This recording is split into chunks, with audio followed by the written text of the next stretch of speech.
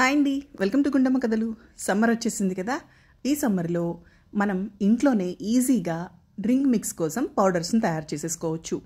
ఈ పౌడర్స్ని మనం బయట కొనుక్కొచ్చుకుంటే చాలా ఎక్స్పెన్సివ్గా ఉంటాయి, కానీ మనం ఇంట్లోనే హెల్దీగా ఫ్రూట్స్ తోటి ఈజీగా తయారు చేసుకోవచ్చు.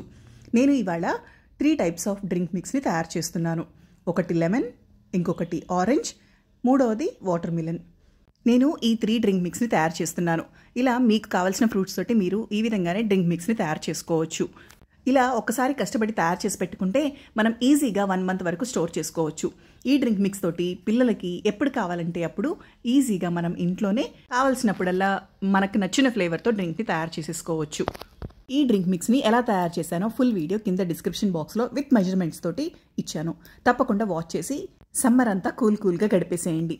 ఈ వీడియో కనుక మీకు నచ్చినట్లయితే please like, share and subscribe my channel and enjoy the recipe.